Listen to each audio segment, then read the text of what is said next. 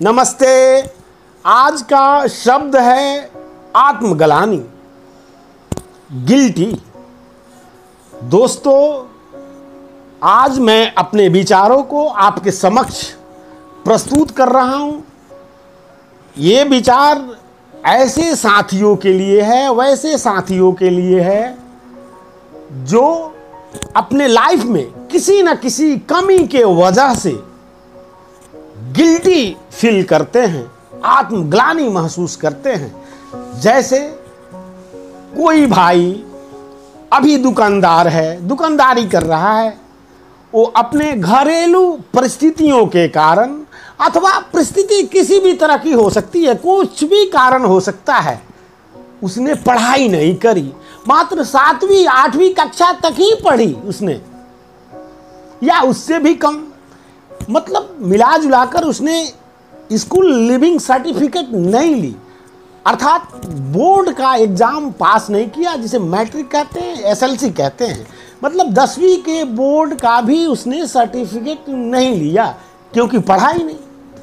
अब वो अच्छा पैसे तो कमाता है, उसका लाइफ स्टाइल भी अच्छा हो गया है, सब कुछ ठीक ठाक है, लेकिन जब अपने मित्रों के बीच वो जाता है, उसके बहुत सारे साथी ग्रेजुएट हैं, एटलीस्ट मैट्रिक पास तो जरूर हैं, तो जब उनके बीच हो जाता है तो सभी चीज़ों में तो वो ठीक है, लेकिन पढ़ाई के मामले में उसे आत्मग्लानि महसूस होती है, गिल्टी फील होती है, अपने को थोड़ी नीचे दृष्टि से अपने मन में ही उसके ख्याल आते हैं।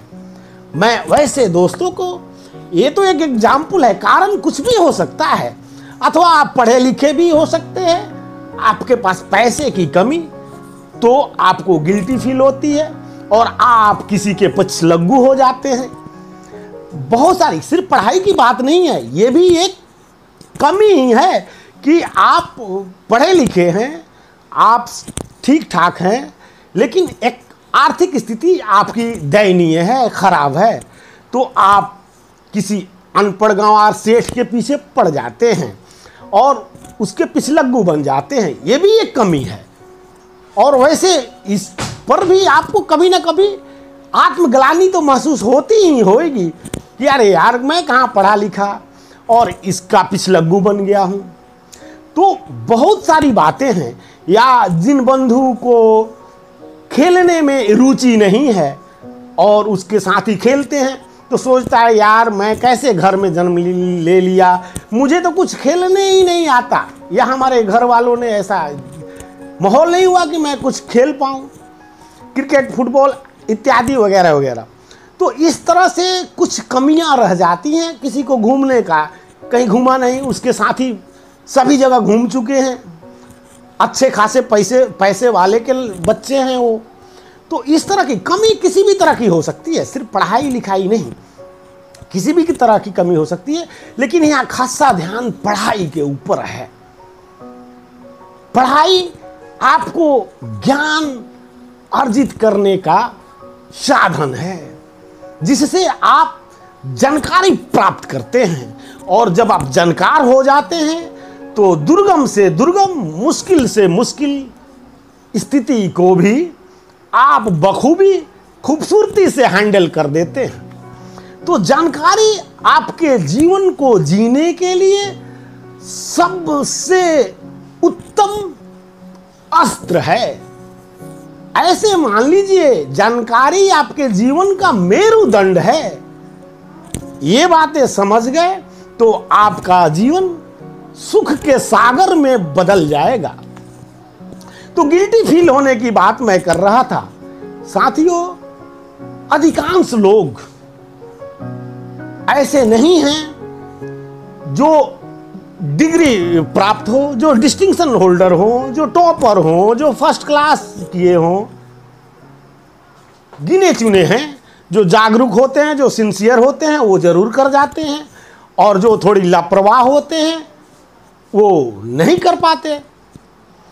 तो ऐसी कोई बात नहीं, बाहर से कोई एमए किया है, जिसे आपके सामने उसे सर्टिफिकेट मिली है, और आपने पढ़ा लिखा भी नहीं है, तो आत्मग्लानि कभी मत महसूस कीजिए, याद कीजिए कभी वैसा भी जमाना होगा, हमारे पूर्वज हुआ करते होंगे जब कोई स्कूल नहीं था, कोई बैंक नहीं था। तब उस समय हमारे पूर्वज कैसे पढ़े लिखे, कैसे जानकार हुए? तो प्रैक्टिकल ज्ञान से उन्हें, जब ये प्रैक्टिकली सब कुछ जाना उन लोगों ने और उसको बाद में कलमबद्ध किया गया, जब हमारे ये विकास हुई लिपियों की, तो आप भी सोच सकते हैं एक समय ऐसा तो जरूर होगा जब कोई स्कूल नहीं होगी।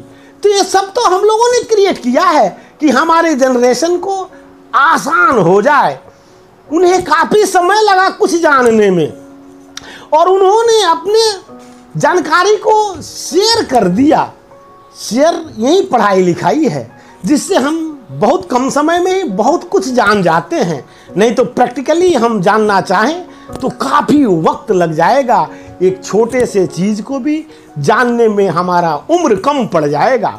तो जो एक्सरसाइज हमारे पूर्वजों ने की और पीढ़ी दर पीढ़ी उसको हम आगे बढ़ाते रहे, आज ये धरती, ये दुनिया इतना एडवांस है।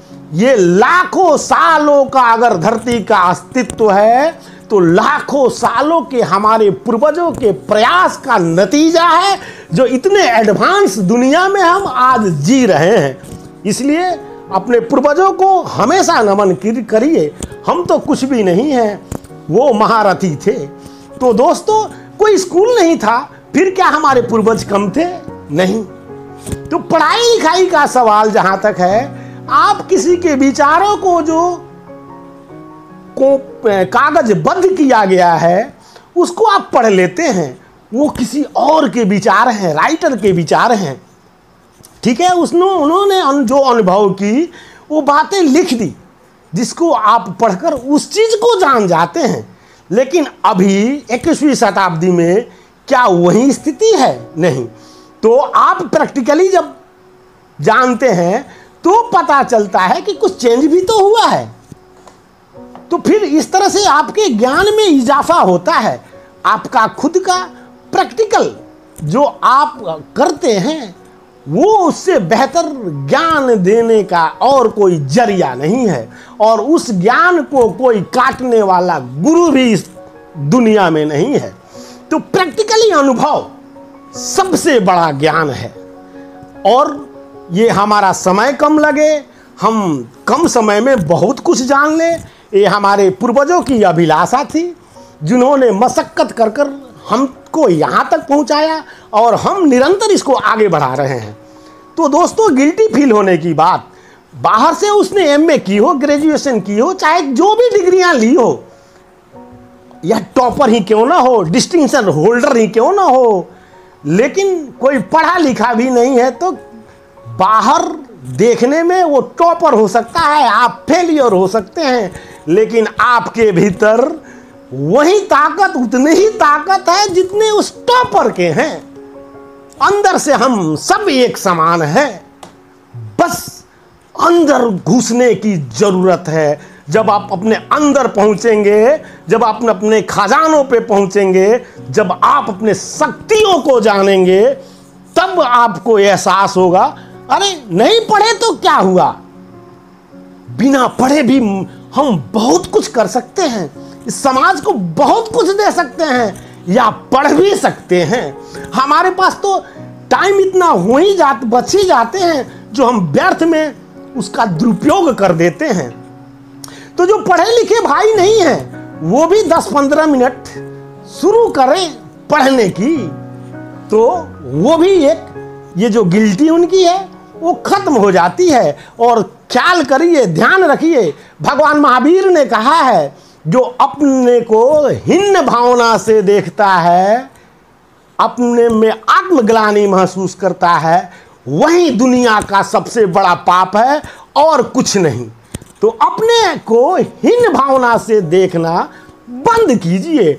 आप नहीं पढ़े तो क्या हुआ, अब पढ़ सकते हैं, कोशिश तो कीजिए। आपको मालूम है 80 साल के उम्र में कीड़ों ने ग्रीक भाषा सीखी 80 साल के उम्र में उसने ग्रीक भाषा सीखी। हमारे यहाँ तो कहते हैं कि 10 में हावड़ा, 20 में बावड़ा, 60 में सठिया गए, 70 में बिस्तर, 80 में लस्सी, 90 में डब्बा और 100 में स्वाहा। ये एक पुरानी कहावत है कि आप जब 80 के हो गए तो लस्सी हो गए, कुछ कर ही नहीं सकते आप, इस तरह से कहा गया है। लेकिन 80 साल में कीड़ों ने ग्रीक भाषा सीखी। सुकरात 70 साल तक साहित्य की लेखनी करते रहे, साहित्य की सृजना करते रहे। पिकासो 90 वर्ष की आयु में पेंटिंग करते रहे। उनके हाथ कांपते गए, उनका शरीर कांपता गया, लेकिन मन नहीं कांपा।